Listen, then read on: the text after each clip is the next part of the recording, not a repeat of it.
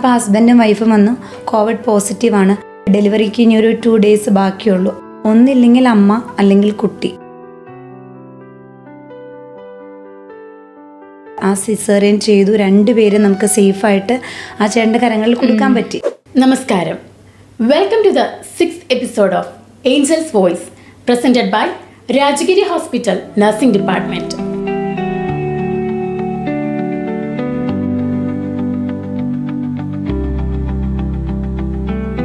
ഞാൻ Sonia, registered nurse in Rajagiri hospital. The best way to find yourself is to lose yourself in the service of others. മഹാത്മാഗാന്ധിയുടെ വാക്കുകളാണിത്. നഴ്സിങ്ങിനോട് ഏറ്റവും ചേർന്ന് നിൽക്കുന്നു എന്ന് എനിക്ക് തോന്നുന്നതും ഇത് തന്നെയാണ്. Smile it's A free therapy, അല്ലേ? ഇന്ന് എൻ്റെ കൂടെയുള്ള വ്യക്തിയും അതുപോലെ ഒരു നല്ല പുഞ്ചിരിക്ക് ഉടമയാണ്. ഏതൊരു സിറ്റുവേഷനും ചിരിച്ചുകൊണ്ട് മാത്രമാണ് ഈ സിസ്റ്ററിനെ ഞാൻ കണ്ടേക്കുന്നത്. Welcome sister Linda Johnson. Thank you. എങ്ങനെ പോകുന്നു സിസ്റ്റർ MICയിലെ ഹെഡ് നഴ്സ് എന്ന പദവിയിലുള്ള ജോലി? വളരെ നന്നായിട്ട് പോകും. ദൈവാനുഗ്രഹത്താൽ കുഴപ്പമൊന്നുമില്ലാത്ത രീതിയിൽ എൻജോയ് ആയിട്ട് പോകും. ഒത്തിരി സന്തോഷം കേൾക്കാൻ. സിസ്റ്റർ മെഡിക്കൽ ICUയിൽ ഇപ്പോൾ കുറേ നാളായിട്ട് വർക്ക് ചെയ്യുന്നു. എന്തുകൊണ്ടാണ് സിസ്റ്റർ മെഡിക്കൽ ICU തന്നെ തിരഞ്ഞെടുക്കാനുള്ള കാരണം? അങ്ങനെ പ്രത്യേകിച്ച് കാരണങ്ങളൊന്നും ഉണ്ടായിട്ടല്ല നമ്മളത് തിരഞ്ഞെടുത്തത്. ഞങ്ങൾ പഠിക്കുമ്പോൾ നഴ്സിംഗ് 3.5 കോഴ്സ് ആയിരുന്നു. അന്നേരം നമുക്കൊരു ലാസ്റ്റ് ഇയർ ആകുമ്പോഴേക്കും നമ്മളിടാൻ പോകുന്ന ഡിപ്പാർട്ട്മെൻറ്റ് നമുക്ക് ഉറപ്പിക്കാൻ പറ്റും. അപ്പം അന്ന് എനിക്ക് കിട്ടിയിരുന്നത് മെഡിക്കൽ ICU തന്നെയായിരുന്നു. പിന്നെ ഞാൻ നോക്കുമ്പം വേറെ എല്ലാ ICUസിലും വെച്ച് നോക്കുമ്പോൾ അവിടെ എല്ലാം ഒരു സ്പെഷ്യലൈസേഷൻ ഉണ്ട്. ഇവിടെ കമ്പൈൻ ചെയ്തിട്ടാണ്. അതെ, ഇവിടെ ആകുമ്പോൾ നമുക്ക് ഒത്തിരി ഡിഫറെൻറ്റ് കേസസ് ഉണ്ട്. കുറേ പ്രൊസീജിയർ. അതെ, ഒത്തിരി പ്രൊസീജിയേഴ്സ് ഉണ്ട്. അപ്പം നമുക്ക് ഒത്തിരി എക്സ്പോഷർ കിട്ടും, ഒത്തിരി എക്സ്പീരിയൻസും കിട്ടും. അപ്പം ഞാൻ വിചാരിച്ചു എന്നാൽ ഇങ്ങനെ തന്നെ കണ്ടിന്യൂ ചെയ്യാം. പിന്നെ ഓൾമോസ്റ്റ് ഒരു ബോൺ പീരീഡ് ആയപ്പോഴേക്കും നമുക്കതെല്ലാം അവിടുത്തെ എല്ലാ പ്രാക്ടീസും നമുക്ക് അറിയാൻ പറ്റും. നമ്മുടെ സീനിയേഴ്സ് നമ്മൾ അങ്ങനെ വാർത്തെടുക്കുകയാണ് ചെയ്യുന്നത്. അപ്പോൾ അതുകൊണ്ട് എനിക്ക് ഒത്തിരി ഇഷ്ടമായിരുന്നു. പിന്നെ അത് കൂടാതെ ഒരു കാരണം ഒത്തിരി വൾണറബിൾ പേഷ്യൻസ് വരുന്ന, അതായത് ഒത്തിരി പ്രായമായ ആൾക്കാർ ഉണ്ട്. എനിക്ക് അവരെ ഒത്തിരി ഇഷ്ടമാണ്. അപ്പം അവരെ നോക്കാനായിട്ടും ഒത്തിരി അവസരം കിട്ടുന്ന ഒരു ഡിപ്പാർട്ട്മെൻറ്റ് മെഡിക്കൽ ICU തന്നെ. അങ്ങനെ അത് സെലക്ട് ചെയ്തു. അതുപോലെ അന്ന് മുതൽ ഇന്ന് വരെ എൻ്റെ മെഡിക്കൽ ICU എന്ന ഡിപ്പാർട്ട്മെൻറ്റ് തന്നെ കണ്ടിന്യൂ ചെയ്ത് പോകാൻ ദൈവം അനുഗ്രഹിച്ചു. സിസ്റ്റർ മെഡിക്കൽ ICU എന്ന് കേൾക്കുമ്പോൾ ആദ്യം എനിക്ക് ഓർമ്മ വരുന്നത് കോവിഡ് കാലമാണ്. കോവിഡ് കാലത്ത് നമുക്ക് ഒത്തിരി പേഷ്യൻസ് ഭയങ്കര സിക്കായിട്ടും അല്ലാതെയും മെഡിക്കൽ ICUയിലേക്ക് വന്നിട്ടുണ്ട്. അപ്പോൾ ആ സമയത്ത് എങ്ങനെയാണ് മെഡിക്കൽ ICU റൺ ചെയ്തിരുന്നത്? കോവിഡ് എന്ന് പറയുമ്പോൾ അപ്പോഴും ഇപ്പോഴും നമുക്ക് പേടിയുള്ളൊരു സാഹചര്യം തന്നെയാണ്. അന്ന് ലോകമെമ്പാടും ഒത്തിരി ടെൻഷൻ അനുഭവിച്ചൊരു കാലഘട്ടം തന്നെയല്ലേ. അതിൽ ഏറ്റവും കൂടുതൽ സഫർ ചെയ്തേക്കുന്നത് മെഡിക്കൽ ഫീൽഡിലുള്ളവർ തന്നെയാണ്. നഴ്സസിൻ്റെ കാര്യം പിന്നെ പറയാനില്ല, അല്ലേ? ഞാൻ ആ ഒരു ടൈം പീരീഡിൽ ഞാൻ പ്രഗ്നൻ്റ് ആയിരുന്നു. നമുക്ക് കിട്ടുന്ന പേഷ്യൻസ് ആണെങ്കിൽ ഒത്തിരി സിക്ക്, എല്ലാവരും ഈ PPE കിറ്റൊക്കെ ഇട്ട് ഒത്തിരി ലോങ് അവേഴ്സ് ഡ്യൂട്ടി ചെയ്യുന്നു. എന്നെ സംബന്ധിച്ചൊക്കെ ആണെങ്കിൽ നമുക്ക് ഹെൽത്ത് ഇഷ്യൂസും ഉണ്ട്. പിന്നെ അതുകൂടെ നമ്മൾ ഇത്രയും ലോങ് അവേഴ്സ് കഴിഞ്ഞ് നമ്മൾ പുറത്തിറങ്ങുമ്പോൾ ഒരു ശുദ്ധമായി കിട്ടുവാനായിട്ട് നമ്മൾ ഒത്തിരി ആഗ്രഹിക്കുന്നത്, അല്ലേ? അപ്പം നമ്മൾ ടയേർഡാണ് എങ്കിൽ പോലും നമുക്ക് കിട്ടുന്ന പേഷ്യൻസിന് നമുക്ക് ഒത്തിരിയേറെ ടേക്ക് കെയർ ചെയ്യേണ്ടതുണ്ട്. അപ്പം ആ ഒരു കാലഘട്ടത്തിൽ ഞാനൊരു മറക്കാനാവാത്തൊരു അനുഭവം ഞാൻ പറയാം. നമുക്കൊരു പേഷ്യൻറ്റിനെ കിട്ടിയത് ഒരു പ്രഗ്നൻറ്റ് ലേഡി ആയിരുന്നു. അപ്പം അന്ന് എങ്ങനെയാണെന്ന് വെച്ചാൽ ബൈസ്റ്റാൻഡേഴ്സിനൊന്നും അലവ് ചെയ്യുന്നില്ല. കോവിഡ് ടൈം ആയതുകൊണ്ട് ഒരാളെ ഉണ്ടാവുള്ളൂ. അപ്പോൾ ഹസ്ബൻഡും വൈഫും വന്നു കോവിഡ് പോസിറ്റീവാണ്, ആൾക്ക് ഒത്തിരി ബ്രീത്തിങ് പ്രോബ്ലം ഉണ്ട്. അങ്ങനെ നമ്മുടെ മെഡിക്കൽ ICUയിൽ വന്നു. പ്രഗ്നൻ്റ് ആണെങ്കിൽ കൂടി വേറൊരു ഡിപ്പാർട്ട്മെൻറ്റ് കൊടുക്കാനില്ല. അപ്പോൾ നമുക്ക് നമ്മുടെ അടുത്ത് വന്നു. അപ്പോൾ അവർ ഡെലിവറിക്ക് ഇനി ഒരു 2 days ബാക്കിയുള്ളൂ. ആ ഒരു ടൈമിലാണ് ഇത് പോസിറ്റീവായി നമ്മുടെ അടുത്ത് വരുന്നത്. ഒത്തിരി സിക്കായിരുന്നു പേഷ്യൻ്റ്. അപ്പോൾ ഡോക്ടർ അവരോട് സംസാരിക്കുമ്പം ഹസ്ബൻഡിനോട് പറഞ്ഞത് ഒന്നില്ലെങ്കിൽ അമ്മ അല്ലെങ്കിൽ കുട്ടി. ആ ഒരു സാഹചര്യത്തിൽ അവർ നിൽക്കുന്നത്. അപ്പോൾ ഹസ്ബൻഡിനെ വെച്ച് നോക്കുമ്പോൾ പുള്ളി രണ്ടും വിലപ്പെട്ട ഒരാൾക്കാരാണ്, അല്ലേ? അപ്പോൾ അവരെന്ത് ചെയ്യണമെന്നറിയില്ല. എങ്കിലും സിസേറിയൻ എമർജൻസിക്ക് ആൾ മനസ്സോടെ ആണെങ്കിലും 1 minute നമ്മളോട് സമയം ചോദിച്ചു. എന്നിട്ട് പറഞ്ഞു, ഞാൻ ദൈവത്തിൽ വിശ്വസിക്കുന്നുണ്ട്, അതോടൊപ്പം തന്നെ നിങ്ങളിലും ഡോക്ടേഴ്സിലും ഞാൻ വിശ്വസിക്കാം. എൻ്റെ ഭാര്യയെ ഞാൻ നിങ്ങളുടെ കരങ്ങളിൽ ഏൽപ്പിക്കാം. നമ്മളാണെങ്കിലും ആ ഒരു സാഹചര്യത്തിൽ ഞാനും ഒത്തിരി ടെൻഷൻ അനുഭവിച്ചു. ദൈവമേ, ഞാനും ഈ ഒരു അവസ്ഥയിൽ തന്നെയാണല്ലോ. അപ്പോൾ എന്തായിരിക്കും നമ്മുടെ ഒരു അവസ്ഥ?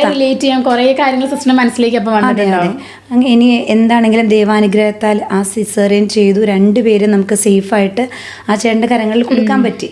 പിന്നീട് കുറച്ച് നാൾ കഴിഞ്ഞ് ഒരു 1 year കഴിഞ്ഞപ്പം ആ ചേട്ടനും വൈഫും കുഞ്ഞും കൂടി നമ്മളെ കാണാൻ വന്നു. ഒത്തിരി സന്തോഷമായി. അപ്പം അന്നേരം വന്നു കഴിഞ്ഞപ്പം ആ ചേട്ടൻ പറഞ്ഞത്, നിങ്ങൾ എനിക്ക് കിട്ടില്ല എന്ന് വിചാരിച്ച് എനിക്ക് എൻ്റെ അടുത്ത് പറഞ്ഞ ആ കുഞ്ഞിനെ കൊണ്ട് ഞാൻ നിങ്ങളുടെ മുമ്പിൽ 1 വയസ്സ് തികയുമ്പോൾ വന്നത് അത് നിങ്ങളുടെ മുമ്പിൽ തന്നെ വെച്ചിട്ട് അവൻ്റെ പിറന്നാൾ ആഘോഷിക്കാനെന്ന് പറഞ്ഞു. നമുക്കൊരു ഭയങ്കര മെമ്മറബിൾ ഒരു ചേട്ടനെ ഏറ്റവും കൂടുതൽ പേടിച്ച ഒരു സമയമായിരിക്കും. ആ സന്തോഷം ആ കുട്ടിയെ കൈ കിട്ടി ആ സന്തോഷം നമ്മളുമായിട്ട് പങ്കുവെക്കുകയും ചെയ്തു. സിസ്റ്റർ, നമുക്കിപ്പോൾ പണ്ടോട്ടെ നമ്മൾ ICU എന്നൊക്കെ കേൾക്കുമ്പോൾ നമ്മുടെ മനസ്സിലേക്ക് വരുന്നൊരു കാര്യം എന്ന് പറഞ്ഞാൽ നമ്മൾ ഇങ്ങനെ മൂവീസിലൊക്കെ കണ്ടേക്കുന്ന ഒരു റെസ്ട്രിക്റ്റഡ് ആയുള്ള ഏരിയ, അവിടെ ഒരു ട്രാൻസ്പെറൻറ്റ് ഏരിയയിലേക്കൂടെ നമുക്ക് നമ്മുടെ പേഷ്യൻറ്റിനെ കാണാം, അല്ലാതെ വേറെ കോണ്ടാക്റ്റ് ഒന്നുമില്ല, ഡോക്ടർമാർ പുറത്ത് വന്ന് ഇങ്ങനെ കാര്യങ്ങൾ പറയുന്നു. അതാണ് എല്ലാവരുടെയും മനസ്സിലേക്ക് ആദ്യം വരുന്നത്. എല്ലാവർക്കും ICU കേൾക്കുമ്പോൾ ഒരു പേടിയാണ് സത്യത്തിൽ. അപ്പോൾ ഇപ്പോൾ കുറേ ചേഞ്ചസ് നമ്മുടെ ICUകളിൽ വന്നിട്ടുണ്ട്. എന്തൊക്കെ ചേഞ്ചസ് ആണ് സിസ്റ്റർ വന്നേക്കുന്നത്? തീർച്ചയായിട്ടും. ഇപ്പോൾ പണ്ട് ICUയിൽ കയറ്റുക എന്ന് പറയുമ്പോൾ തന്നെ എല്ലാവർക്കും ടെൻഷൻ. ഇനി അതിൻ്റെ ഉള്ളിൽ കയറ്റി ഇവർ നമ്മളെ കാണിക്കത്തില്ല, അവിടെ എന്ത് നടക്കണമെന്ന് അവർക്കറിയത്തില്ല, അങ്ങനെ ഒത്തിരി. ഇപ്പം ഞാൻ എൻ്റെ ഗ്രാൻഡ് പാരൻസ് ആണെങ്കിലും പറഞ്ഞു കേട്ട ഒരു കാര്യം ഞാൻ പറയാം. അപ്പോൾ എൻ്റെ ഗ്രാൻഡ് മദർ പറയുമായിരുന്നു, എന്ത് പറ്റിയാലും എന്നെ ICU കയറ്റരുത്, എനിക്ക് എൻ്റെ മക്കളുടെ കൂടെ തന്നെ ഇരുന്ന് അവരുടെ കൂടെ തന്നെ കാണണം എന്നൊക്കെ പറയുമായിരുന്നു. അപ്പം ഞാൻ ഈ ICUയിൽ ഡ്യൂട്ടി ചെയ്യുമ്പം ഞാൻ ഇതിന് മുമ്പ് വർക്ക് ചെയ്യപ്പോഴും ഞാൻ ഓർക്കുന്നുണ്ട് ഒത്തിരി റെസ്ട്രിക്റ്റഡ് ഏരിയ തന്നെയാണ്. പക്ഷേ ഇന്നത്തെ നമ്മുടെ മെഡിക്കൽ ICU ടീമും ഡോക്ടേഴ്സും സ്റ്റാഫും എല്ലാം ഒത്തിരി സപ്പോർട്ടബിളാണ്. അപ്പം പേഷ്യൻസിന് ഇപ്പോൾ അവർക്ക് അവരുടെ റിക്വസ്റ്റിൽ അവർക്ക് കാണണമെന്ന് പറഞ്ഞാൽ നമ്മൾ കാണിക്കും. വിസിറ്റിംഗ് അവേഴ്സ് ആണെങ്കിലും കുറച്ച് ഒരു 1 അവറിൻ്റെ അടുത്തുണ്ട്, 2 നേരം മാറ്റിയിട്ടുണ്ട്. ഇപ്പോൾ രാവിലെയും കയറ്റം വൈകിട്ടും കയറ്റം ഇൻ ബിറ്റ്വീനിലും നമ്മൾ കാണിക്കുന്നുണ്ട്. അതുപോലെ തന്നെ ICUസിൽ കയറുമ്പോൾ രോഗികൾക്കും ഒത്തിരി ടെൻഷനുണ്ട്. അത് ഇവർക്ക് രാവാണോ പകലാണോ എന്നറിയാൻ പറ്റുന്നില്ല. കുറേ മോണിറ്ററിൻ്റെ സൗണ്ടുകൾ, പിന്നെ കുറേ ഒച്ചകൾ, അങ്ങനെയൊക്കെ ടെൻഷനായിട്ട് അവരിയ്ക്കുക. അപ്പം നമ്മുടെ സ്റ്റാഫാണെങ്കിലും ഇടയ്ക്ക് അവരുടെ അടുത്ത് ചെന്ന് സംസാരിക്കുന്നു. ഡോക്ടേഴ്സ് ആണെങ്കിലും കമ്മ്യൂണിക്കേറ്റ് ചെയ്യുമ്പോൾ ഒരു ആശ്വാസം കിട്ടുന്നു. പിന്നെ ഒരു എൻഡ് ഓഫ് ലൈഫ് കെയറിലൊക്കെ വരുന്ന ഒരു പേഷ്യൻ്റ് ആണെങ്കിൽ നമ്മുടെ ഒരു ടീം ഒരു സപ്പോർട്ട് ചെയ്യുന്ന വെച്ചാൽ നമ്മൾ സെപ്പറേറ്റ് റൂമിലോട്ട് ആക്കുന്നുണ്ട് അവരെ. അപ്പോൾ അവർക്ക് ബൈസ്റ്റാൻഡേഴ്സിനാണെങ്കിൽ ഒത്തിരി അലവ് ചെയ്യുന്ന ഒരു സാഹചര്യമാണ്. അവരുടെ എല്ലാ ആവശ്യങ്ങളും നമ്മൾ മീറ്റ് ചെയ്യുന്നുണ്ട്. അവർക്ക് ഫുൾ ടൈം അവിടെ ഇരിക്കാം, അവിടെ സ്പിരിച്വൽ നീഡ്സ് എല്ലാം മീറ്റ് ചെയ്യുന്നുണ്ട്. അപ്പോൾ എനിക്ക് തോന്നുന്നു ഇന്നത്തെ കാലഘട്ടത്തിൽ അങ്ങനെ പേഷ്യൻസിന് അങ്ങനെ പേടി അല്ലെങ്കിൽ റിലേറ്റീവ്സിന് പേടി തോന്നുന്നൊരു സാഹചര്യം വരുന്നില്ല. വളരെ ഫ്രീ ആയിട്ടുള്ളൊരു സാഹചര്യം. കുറേ കാര്യങ്ങൾ പേഷ്യൻസിന് കുറച്ചും കൂടെ കംഫർട്ടബിൾ ആയിട്ട് ഇപ്പം അവരുടെ വീട്ടുകാരെ ഒന്ന് കാണണം എന്ന് കാണാനൊക്കെ അവസരങ്ങൾ കിട്ടുന്നുണ്ടല്ലേ. സിസ്റ്റർ ഇപ്പോൾ കുറേ നാളായിട്ട് MICയിൽ വർക്ക് ചെയ്യുന്നു. ഇപ്പോൾ ഹെഡ് നേഴ്സാണ്. ഹെഡ് നേഴ്സ് എന്ന പോസ്റ്റിന് ഞാൻ എൻ്റെ മനസ്സിൽ ചെയ്യേണ്ട കാര്യങ്ങൾ എല്ലാവരും ഒറ്റക്കെട്ടായിട്ട് നിർത്തണം. അപ്പോൾ അതെങ്ങനെയാണ്? തീർച്ചയായിട്ടും ഹെഡ് നേഴ്സ് എന്ന് പറയുമ്പോൾ ഒരു ഡിപ്പാർട്ട്മെൻറ്റിനെ ലീഡ് ചെയ്യുന്ന ഒരു ആൾ തന്നെ. ഒത്തിരി റെസ്പോൺസിബിലിറ്റി ഉണ്ട് നമുക്ക്, അല്ലേ? അപ്പം നമ്മൾ ആ ഡിപ്പാർട്ട്മെൻറ്റ് അവിടുത്തെ സ്റ്റാഫിൻ്റെ എല്ലാവരുടെ ഉത്തരവാദിത്തം നമ്മുടെ കാര്യങ്ങളിൽ തന്നെയാണ്. ഏറ്റവും കൂടുതൽ നമ്മൾ ആദ്യം സേഫ് ചെയ്യേണ്ടത് പേഷ്യൻ്റ് സേഫ്റ്റിയും പേഷ്യൻ്റ് കെയറുമാണ്. അപ്പോൾ അതിൽ നമ്മളൊരു കോംപ്രമൈസും ചെയ്യാൻ പറ്റുന്നില്ല. ഇപ്പോൾ സ്റ്റാഫിനാണെങ്കിൽ നമുക്ക് ട്രെയിനിങ് കൊടുക്കണം, കറക്ഷൻ കൊടുക്കണം. അതുപോലെ ഡോക്ടേഴ്സിനാണെങ്കിലും റൗണ്ട്സ് അറ്റൻഡ് ചെയ്യേണ്ടി വരും. പ്രൊസീജിയേഴ്സ് ഒത്തിരി നടക്കുന്ന ഒരു സ്ഥലം. എല്ലായിടത്തും നമ്മുടെ കണ്ണെത്തണം. അതുപോലെ നമുക്ക് ICUസിൽ ഒത്തിരി സപ്പോർട്ടീവ് സ്റ്റാഫുണ്ട്. അപ്പോൾ അവരുടെ എല്ലാ ആവശ്യങ്ങളും മീറ്റ് ചെയ്യണം. പേഷ്യൻ്റ് ഫാമിലിയായിട്ട് നമുക്ക് മിങ്കിൾ ചെയ്യേണ്ടതുണ്ട്. അപ്പോൾ അവരോടൊക്കെ സംസാരിക്കണം. പേഷ്യൻറ്റിൻ്റെ ആവശ്യങ്ങൾ, അവരുടെ കൺസേൺ എല്ലാം പരിഗണിക്കേണ്ടതുണ്ട്. പിന്നെ ദൈവാനുഗ്രഹത്താൽ കുഴപ്പമില്ലാതെ എല്ലാം കോർഡിനേറ്റ് ചെയ്ത് പോകുന്നു. സിസ്റ്റർ, ഇപ്പോൾ സിസ്റ്ററിന് പേഴ്സണൽ ലൈഫുണ്ട്, പ്രൊഫഷണൽ ലൈഫുണ്ട്. ഇതിന് രണ്ടിനും ഇടയ്ക്ക് സിസ്റ്ററിന് ഓൺ ഒരു ടൈം വേണം. നമ്മുടെ എല്ലാവരുടെയും മെൻ്റൽ ഹെൽത്തിന് ആ ടൈം നമുക്ക് അത്യാവശ്യമാണ്. അപ്പോൾ സിസ്റ്റർ എങ്ങനെയാണ് ആ സമയം കണ്ടെത്തുന്നത്? സത്യത്തിൽ അങ്ങനെ ഒരു സമയം നമുക്ക് കണ്ടെത്തുന്നില്ല, അല്ലേ? നമുക്ക് പേഴ്സണൽ ലൈഫും ഫാമിലി ലൈഫും എന്ന് പറയുമ്പോൾ രണ്ടും രണ്ടായിട്ട് തന്നെ കൊണ്ടുപോകണം. അപ്പം അത് ഒരു 24 hours ഒരു 12 hours നമ്മൾ ഹോസ്പിറ്റലിലും ബാക്കി 12 hours വീട്ടിലുമാണ്. ആ വീട്ടിൽ തന്നെ നമ്മൾ ബാക്കി കുറച്ച് നൈറ്റ് ടൈമെല്ലാം നമ്മൾ ഉറങ്ങുന്ന ഒരു ടൈം. അപ്പോൾ ഏറ്റവും കൂടുതൽ നമ്മൾ സ്പെൻഡ് ചെയ്യണത് ഹോസ്പിറ്റലിൽ. അപ്പോൾ വേണമെങ്കിൽ 2 ഫാമിലി ആയിട്ട് പറയാം. നമ്മുടെ ഫാമിലിയും ഹോസ്പിറ്റൽ സെക്കൻഡ് ഫാമിലി ആയിട്ട് നമുക്ക് അതിനകത്ത് കൂട്ടാം. അതെ. ഞാൻ വൺസ് ഡ്യൂട്ടിക്ക് കയറി കഴിഞ്ഞാൽ പിന്നെ നമ്മൾ ഫാമിലിയുടെ കാര്യങ്ങളൊന്നും നമ്മൾ ഓർക്കുന്നില്ല. നമ്മൾ ഡ്യൂട്ടിക്ക് കയറുന്നു, പേഷ്യൻ്റ് കെയർ, ഡിപ്പാർട്ട്മെൻറ്റ് കാര്യങ്ങൾ, അങ്ങനെ രാവിലെ തുടങ്ങി വൈകിട്ട് വരെ നമ്മൾ എൻഗേജഡാണ്. ബിസി ഡിപ്പാർട്ട്മെൻറ്റുമാണ് നമ്മുടെ. നമ്മൾ അതിനെപ്പറ്റി ഓർക്കുന്നില്ല. ഫാമിലി ചെന്ന് കഴിഞ്ഞിട്ടുണ്ടെങ്കിലും നമുക്ക് കുട്ടികളുണ്ട്. അപ്പോൾ അവരുടെ തന്നെ കാര്യങ്ങൾ നോക്കുമ്പോൾ നമ്മുടെ ടൈമെല്ലാം തീരും. പിന്നെ നമുക്ക് അങ്ങനെ സ്വന്തമായിട്ടൊരു ടൈം കണ്ടെത്തുന്നില്ല. എങ്കിലും ഞാൻ പ്രെയറിന് വേണ്ടി ഒരു സമയം കണ്ടെത്തും. ഞാൻ ആ ഒരു ടൈമിൽ പ്രെയർ ചെയ്യുന്നതിൻ്റെ ഒപ്പം തന്നെ നമുക്ക് കുറച്ച് റിലാക്സേഷൻ നമുക്ക് അപ്പോഴേ കിട്ടുന്നുള്ളൂ. വീണ്ടും പിന്നെ നമ്മൾ ബിസി ഷെഡ്യൂളിലോട്ട് പോകാല്ലേ. അപ്പം അങ്ങനെ ഒരു ടൈം മാത്രമേ നമ്മൾ കണ്ടെത്തുന്നുള്ളൂ. സിസ്റ്റർ, ഇപ്പോൾ നഴ്സിംഗ് തുടങ്ങി ഇപ്പോൾ ഒരു മെഡിക്കൽ ICUവിൻ്റെ ഹെഡ് നഴ്സായിട്ട് ആ പോസ്റ്റ് വരെ എത്തിയിരിക്കുന്നു. അപ്പോൾ കുറേ രോഗികളെ കണ്ടിട്ടുണ്ടാകും. പല ജീവിതങ്ങളാണ് കാണുന്നത്. അവർ പല കഥകളും അവരുടെ ജീവിതാനുഭവങ്ങളും എല്ലാം നമ്മളോട് ഷെയർ ചെയ്യാറുണ്ട്. അതിലേറ്റവും സിസ്റ്ററിൻ്റെ മനസ്സിനോട് ചേർന്ന് നിൽക്കുന്ന എന്ത് അനുഭവമാണ് ഇപ്പോൾ പറയാനുള്ളത്? മനസ്സിൽ തട്ടിയ ഒരു അനുഭവം റീസെൻ്റ്ലി ഉണ്ടായത് ഞാൻ പറയാം. നമുക്ക് മെഡിക്കൽ ICUയിൽ ഡ്യൂട്ടി ചെയ്യുമ്പോൾ തന്നെ നമുക്കൊരു പേഷ്യൻ്റ് വരുന്നുണ്ട്. ആ പേഷ്യൻ്റ് എന്ന് പറഞ്ഞാൽ എന്തോ ഒരു മെഡിസിൻ കഴിച്ചതിൻ്റെ ഫലമായിട്ട് ആ ഒരു റിയാക്ഷനായിട്ട് വരുന്നതാണ്. അത് വളരെ യങ് പേഷ്യൻ്റാണ്, ഒരു കുഞ്ഞു കുട്ടിയാണ് അവൾക്കുള്ളത്. ഹസ്ബൻഡും പേഷ്യൻറ്റിൻ്റെ അമ്മയും കുഞ്ഞുമായിട്ടാണ് അവിടെ വരുന്നത്. അപ്പം നമ്മളത് റിസീവ് ചെയ്യുമ്പോൾ തന്നെ നമ്മൾ അയ്യോ എന്ന് പറയുന്ന ഒരു സാഹചര്യമായിരുന്നു ആ പേഷ്യൻറ്റിനെ കാണുമ്പോൾ. അതെ, അത്രയധികം ബുദ്ധിമുട്ടായിരുന്നു. ആ പേഷ്യൻ്റെ ഫേസ് അറിയാൻ പറ്റുന്നില്ല, ചുണ്ടെല്ലാം പൊട്ടി ഒലിച്ച് ആ ഫുൾ സ്കിൻ നമുക്ക് പിടിക്കാൻ പറ്റത്തില്ല, പിടിച്ചെല്ലാം നമ്മുടെ കയ്യിൽ കൂടെ പോരും. അത് അത്രയും മാത്രം സഫർ ചെയ്തിട്ടാണ് ആ പേഷ്യൻ്റ് വരുന്നത്. അപ്പം ഞങ്ങൾക്ക് ഈ കുഞ്ഞിനെ കണ്ടപ്പം ഞാനും ഒരു അമ്മയാണല്ലോ, അപ്പം നമുക്ക് ഒത്തിരി സങ്കടം. അതെ, ഇത്രയും ചെറിയ കുഞ്ഞുള്ള ഈ അമ്മ എങ്ങനെ ആ കുഞ്ഞിനൊന്നും എടുക്കാൻ പോലും പറ്റാത്തൊരു സാഹചര്യത്തിലാണ് കിടക്കുന്നത്. ആ പേഷ്യൻ്റ് ആണെങ്കിൽ ഒത്തിരി സിക്കാണ്. അപ്പോൾ ഡോക്ടേഴ്സ് ഓരോ ദിവസവും റൗണ്ട്സ് കഴിയുമ്പോൾ ഓരോ ദിവസവും ഓരോ കാര്യങ്ങൾ പറയും. അവർക്ക് ഫിനാൻഷ്യലിയും ഒത്തിരി ക്രൈസിസ് ഉള്ള ആൾക്കാരാണ്. അപ്പോൾ അവരുടെ ഹസ്ബൻഡും അമ്മയും പറയണത് എന്താണെങ്കിലും സാറ് ഞങ്ങൾക്ക് ഞങ്ങളുടെ മോളെ വേണം, ഈ കുഞ്ഞിനൊരമ്മയെ വേണം. അങ്ങനെ ഒരു സാഹചര്യം നമ്മളോട് പറയുമ്പോൾ നമ്മൾ എന്ത് ചെയ്യാൻ പറ്റുമെന്ന് ഡോക്ടേഴ്സ് നമ്മളോട് ചോദിക്കും. നമുക്കിനി എന്ത് ചെയ്യാൻ പറ്റും. ഓരോ ദിവസവും നമ്മളങ്ങനെ ഓരോ കെയറായിട്ട് മുന്നോട്ട് പോകും. അങ്ങനെ ഇരിക്കുക പേഷ്യൻറ്റിന് ഇടയ്ക്ക് തന്നെ പേഷ്യൻ്റ് ഒരു കാർഡിയക് അറസ്റ്റ് വന്നു. നമ്മൾ വെൻറ്റിലേറ്ററിൽ കയറ്റി. അതായത് പേഷ്യൻ്റ് പെട്ടെന്ന് തന്നെ സിക്കായി പോയൊരു അവസ്ഥയായിരുന്നു. പിന്നെ നമ്മൾ ആ വെൻറ്റിലേറ്ററിൽ നിന്ന് മാറ്റാൻ പറ്റാത്തൊരു സാഹചര്യം. ആൾക്ക് ബോധമുണ്ട്, നമ്മൾ പറയുന്നതെല്ലാം കേൾക്കാം, പക്ഷെ ആ പേഷ്യൻ്റ് കൈ അനക്കാനോ ഈ കഴുത്ത് മാത്രമല്ലാതെ വേറെ ഒന്നും അനക്കാൻ പറ്റുന്നാത്തൊരു സാഹചര്യം. അങ്ങനെ ഇരിക്കും പേഷ്യൻ്റെ കാലിൻ്റെ 2 കാലിൻ്റെയും വിരലുകളെല്ലാം ബ്ലഡ് സർക്കുലേഷൻ കുറഞ്ഞ് കറുത്ത്, ഇപ്പം എന്താ പറയുക, ഷുഗറൊക്കെ വന്ന ആൾക്കാരുടെ വിരലുകൾ പോലെയായി. അതെ, അപ്പം നമ്മൾ അതിന് ഡോക്ടറിനെ കാണിച്ചു. അന്നേരം അവരുടെ സൈഡിൽ നമുക്ക് വേറെ ഒന്നും ചെയ്യാനില്ല, ആകെ ഉള്ളത് വിരലുകളെല്ലാം നമുക്ക് കട്ട് ചെയ്ത് കളയുക എന്നുള്ളൊരു സാഹചര്യം. പേഷ്യൻ്റ് കോൺഷ്യസും കൂടെ ആയി കഴിയുമ്പോൾ അതെങ്ങനെ ഇത്രയും പേഷ്യൻറ്റും കൂടിയാണ്. അപ്പം നമ്മൾ ആ ഒരു സാഹചര്യം നമ്മുടെ അടുത്ത് പറഞ്ഞപ്പോൾ നമ്മളിനി അത് എന്ത് ചെയ്യും, ഇനി എങ്ങനെ അവരോട് കമ്മ്യൂണിക്കേറ്റ് ചെയ്യും. അപ്പം അന്നും അതുപോലെ തന്നെ ഹസ്ബൻഡിനെ വിളിച്ചു, അമ്മേനെ വിളിച്ചു, നമ്മൾ സംസാരിച്ചു. അപ്പം അവർക്കത് ഭയങ്കര ഷോക്കബിളായിരുന്നു. അപ്പം ആ ചേട്ടൻ എന്നോട് പറഞ്ഞ ഒരു കാര്യമുണ്ട്, ഞാൻ ഒത്തിരി പ്രതീക്ഷയായിട്ടാണ് സിസ്റ്റർ ഞാൻ നിൽക്കുന്നത്.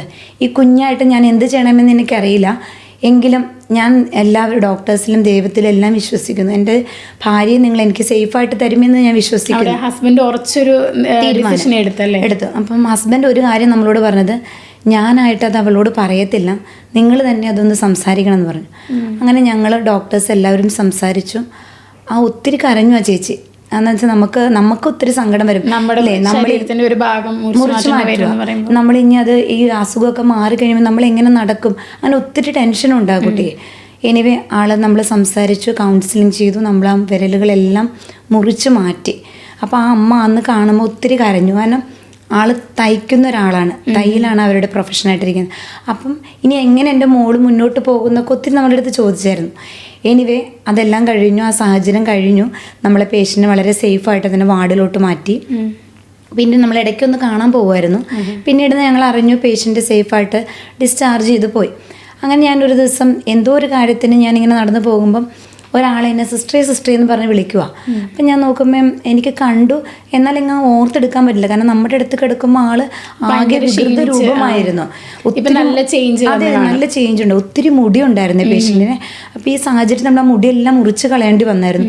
അപ്പോൾ എനിക്ക് പെട്ടെന്ന് കണ്ടപ്പം എന്നെ കെട്ടിപ്പിടിച്ചു, ആ ഇരിക്കുന്നിടത്ത് തന്നെ കെട്ടിപ്പിടിച്ചു, വീൽ ചെയറിൽ ഇരിക്കുക. സിസ്റ്ററെ ഞാൻ ഇന്ന ആളാന്ന് പറഞ്ഞപ്പോൾ എനിക്ക് അങ്ങ് പെട്ടെന്ന് സന്തോഷമോ സങ്കടം എന്താന്ന് പറയാൻ പറ്റില്ല. വളരെ സന്തോഷം തോന്നി. അപ്പം തന്നെ ഞാൻ പറഞ്ഞു എനിക്കൊരു ഫോട്ടോ എടുക്കണം എന്ന് പറഞ്ഞു. ഇത് എൻ്റെ സ്റ്റാഫുമാരെ എല്ലാവരും എനിക്ക് കാണിക്കാൻ വേണ്ടിയിട്ട്. അപ്പോൾ ഐസിലോട്ട് കാണാൻ വരും എന്നൊക്കെ പറഞ്ഞു. അപ്പോൾ ആൾ സുഖമായിട്ടിരിക്കുന്നു, വളരെ ഹാപ്പി ആയിട്ടിരിക്കുന്നു. കുഞ്ഞും ഹസ്ബൻഡും അമ്മയായിട്ടാണ് വന്നത്. പിന്നെ ആൾ സ്വന്തമായിട്ട് എല്ലാ കാര്യങ്ങളും ചെയ്യുന്നു. ആൾ തയ്ച്ച ഡ്രസ്സ് തന്നെ ഇട്ടാണ് വന്നത്. അത് പുള്ളിക്കാരത്തൊരു ഭയങ്കര ആഗ്രഹമായിരുന്നു. അങ്ങനെ അതെനിക്കൊരിക്കലും മറക്കാൻ പറ്റില്ല. ഞാൻ അന്ന് വന്ന് എൻ്റെ സ്റ്റാഫിനോട് എല്ലാ കാര്യം ഷെയർ ചെയ്തു, ഫോട്ടോ കാണിച്ചു. എല്ലാവർക്കും ഭയങ്കര സന്തോഷമായിരുന്നു. എന്നാൽ നമുക്ക് കിട്ടില്ല എന്ന് പറഞ്ഞൊരു സാഹചര്യത്തിൽ നിന്ന് കയറി വന്നതാണ്. സിസ്റ്റർ ഹെഡ് നഴ്സായിട്ട് വർക്ക് ചെയ്യുക. കുറേ പുതിയ നഴ്സുമാർ നമ്മുടെ യൂണിറ്റിലേക്ക് വരുന്നതല്ല, നമ്മൾ പുതിയ നഴ്സുമാർ ഒത്തിരി പേരെ പരിചയപ്പെടുന്നു. അപ്പം എല്ലാവരും ചോദിക്കുന്നൊരു ചോദ്യമാണ്, അവർക്ക് എന്ത് അഡ്വൈസാണ് കൊടുക്കാനുള്ളത്? സിസ്റ്ററിനാൽ അവർക്ക് എന്താണ് ചെയ്തു കൊടുക്കാൻ സിസ്റ്ററിന് പറ്റുക, അല്ലെങ്കിൽ അവരിൽ എന്തൊക്കെ കാര്യങ്ങളാണ് ചെയ്താലാണ് അവർക്ക് അവരുടെ പ്രൊഫഷണൽ ലൈഫ് കുറച്ചും കൂടി ഇമ്പ്രൂവ് ചെയ്ത് കൊണ്ടുപോകാൻ പറ്റുന്ന സിസ്റ്ററിന് തോന്നുന്നത്? കുറച്ച് ഇയേഴ്സ് ബാക്കുള്ള ഒരു നഴ്സിംഗ് എന്ന് പറയുമ്പോൾ അവിടെ നമുക്ക് ഒത്തിരി സപ്പോർട്ടീവ് കാര്യങ്ങളൊന്നുമില്ല അല്ലേ. നഴ്സസ്, ഡോക്ടേഴ്സ്, പിന്നെ നമുക്കൊന്ന് ഹെൽപ്പ് ചെയ്യാനായിട്ട് ഒരു ബെഡ് സൈഡ് അസിസ്റ്റൻസ്, അത്രയൊക്കെ ഉള്ളൂ. അപ്പം നമുക്ക് ഒത്തിരി എക്സ്പോഷർ കിട്ടുന്നുണ്ട്. നമ്മളെല്ലാം കണ്ടും ചെയ്തും പഠിക്കുകയാണ് ചെയ്യുന്നത്. അങ്ങനെ നമുക്ക് എക്സ്പീരിയൻസ് ആവാം. ഇപ്പം ഇന്നത്തെ നമുക്ക് ഒത്തിരി സപ്പോർട്ടീവായിട്ടുള്ള ആൾക്കാരുണ്ട്. അപ്പം നമുക്ക് സപ്പോർട്ടീവ് സ്റ്റാഫ് വരുമ്പം അവരെല്ലാം ചെയ്യും എന്നുള്ള രീതിയിൽ തന്നെയല്ല നമ്മൾ കുറച്ചും കൂടി എക്സ്പോഷർ ആവണം, നമ്മളത് പഠിച്ചെടുക്കണം. അപ്പം നമ്മൾ എന്തായാലും എനിക്കിപ്പോൾ പറയാനുള്ളതെന്ന് വെച്ചിട്ടുണ്ടെങ്കിൽ പേഷ്യൻറ്റിനെ നോക്കുമ്പം കുറച്ചും കൂടി നമ്മളെല്ലാം ആത്മാർത്ഥമായിട്ട് ആ കിടക്കുന്ന ഓരോ പേഷ്യൻറ്റും നമ്മുടെ ഫാമിലി മെമ്പർ ആണെന്നുള്ള രീതിയിൽ തന്നെ നമ്മൾ ട്രീറ്റ് ചെയ്യും. കുറച്ചും കൂടി ആത്മാർത്ഥമായിട്ട് തന്നെ നമുക്ക് കെയർ ചെയ്യാൻ പറ്റും. പേഷ്യൻ്റ് കെയർ ഇമ്പോർട്ടൻ്റ് ആണ് അല്ലേ. അതുപോലെ കമ്മ്യൂണിക്കേഷൻ അത് വളരെ ഇമ്പോർട്ടൻ്റ് ആണ്. നമുക്ക് ഡോക്ടേഴ്സിനോടാണെങ്കിലും സ്റ്റാഫായിട്ടും ഒരു ടീം വർക്കാണ്. അപ്പോൾ എല്ലാവരായിട്ടും നമ്മൾ മിങ്കിൾ ചെയ്യേണ്ടതുണ്ട്. പേഷ്യൻസിനോടാണെങ്കിലും കുറച്ച് നേരം സംസാരിക്കാനായിട്ട് സമയം കണ്ടെത്തണം. പിന്നെ നമുക്ക് പറയാനുള്ളത് ഇനി വരുന്ന തലമുറയാണെങ്കിലും നമ്മൾ റോബോട്ടിക് നഴ്സിങ്ങിലോട്ട് പോവാതെ നമ്മൾ വളരെ ആത്മാർത്ഥമായിട്ട് നമ്മുടെ എക്സ്പീരിയൻസ് കൊണ്ട് തന്നെ നമ്മളെല്ലാം പഠിച്ചും ചെയ്തെടുക്കണം. പിന്നെ പ്രെയറാണ് ഏറ്റവും കൂടുതൽ വേണ്ടത് അല്ലേ. അങ്ങനെ നമ്മുടെ ഒരു പ്രൊഫഷൻ എല്ലാ പ്രൊഫഷനിൽ നിന്ന് വ്യത്യസ്തമാണ്. നമ്മൾ ജീവനുമായിട്ടാണ് ഹാൻഡിൽ ചെയ്യുന്നത്. അപ്പോൾ ദൈവാനുഗ്രഹം തീർച്ചയായിട്ടും വേണം. അപ്പോൾ നന്നായിട്ട് പ്രാർത്ഥിച്ച് ഓരോ കാര്യങ്ങളും കണ്ടറിഞ്ഞ് മനസ്സിലാക്കി അങ്ങനെ ചിന്തിച്ച് ചെയ്യാനുള്ള ഒരു കഴിവ് ഇന്നത്തെ തലമുറയ്ക്ക് ഉണ്ടാവട്ടെ എന്ന് തന്നെ ഞാൻ ആശംസിക്കുന്നു. സിസ്റ്റർ പറഞ്ഞ ഓരോ കാര്യങ്ങളും ചെറിയ ചെറിയ മാറ്റങ്ങളാണ്. ആ ചെറിയ ചെറിയ മാറ്റങ്ങൾ നമ്മുടെ പ്രൊഫഷണൽ ലൈഫിൽ നമ്മൾ വരുത്തുകയാണെങ്കിൽ അത് പേഷ്യൻ്റെ ഹെൽത്ത് ഇമ്പ്രൂവ് ചെയ്യാൻ വളരെയധികം സഹായിക്കുന്ന കാര്യങ്ങളാണ്. There is a saying, if you are saving one life you are a hero, if you save hundreds of life you are a nurse. Angels വോയ്സിൻ്റെ അടുത്തൊരു എപ്പിസോഡിൽ കാണുന്നവരേക്കും ബൈ ഫ്രം സോണിയ.